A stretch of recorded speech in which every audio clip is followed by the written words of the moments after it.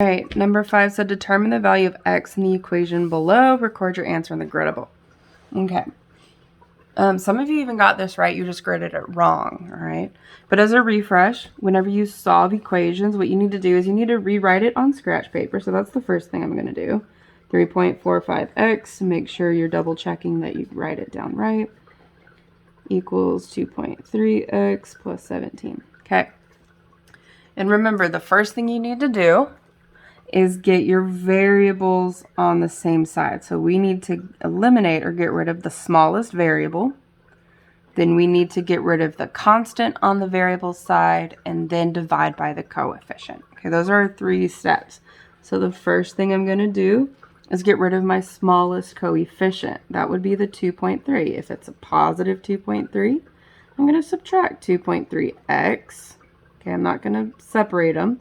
I have 2.3 x's, so I'm going to subtract 2.3 x's, and I can only subtract them from another coefficient, okay? So 3.45 x's minus 2.3 x's, right? And these are going to equal 0 and cancel out. So if you type that in your calculator, that would be 1.15. A lot of students I've seen have been forgetting to bring down those x's. It's not x minus x, there's no x's left. I have 3 and 4500ths x's and then 2.3 x's. So now I have 1.5 x's left. Okay, we don't get rid of that x unless we just have 0, nothing. Okay, all right, plus bring down what we didn't mess with, 21.6 equals 17.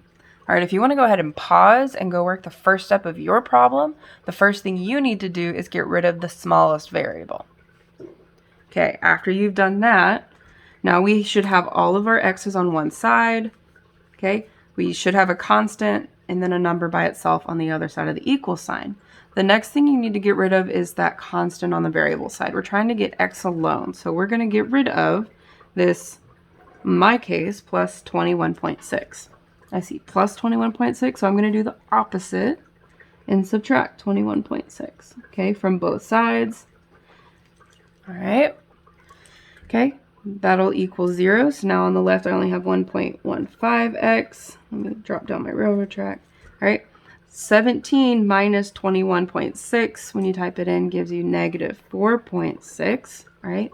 If you want to go ahead and pause the video and do your second step, you need to go find the constant on your variable side and do the opposite of what you see to get rid of it. If it says plus that number, subtract it. If it says minus that number, add it. Okay, you're going to go do the opposite. When you're done, the third and probably last step, I have a coefficient with my x still.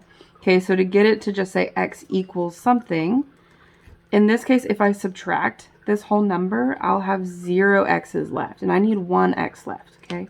So what we need to do is unattach this. What's happening here is that 1.15 is touching your x, meaning it's multiplying, okay? If we see multiplication, we're going to do division. So we're going to divide by 1.15, divide by 1.15, all right? Type it in your calculator, and you should get negative 4, okay? All right, if you got all this way and you were like, yeah, that's exactly what I got on my test, then you gridded it wrong, okay? All right, if you need to go ahead and pause and go back to the steps because you need to do your example problem, come back to this video when needed for your next step. It should be the exact same.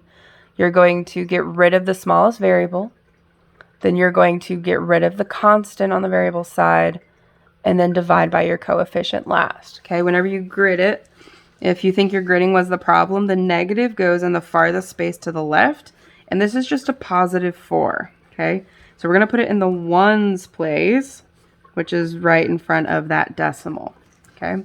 If you put your 4 behind it, you said it was 4/10, okay? It goes to the left of your decimal.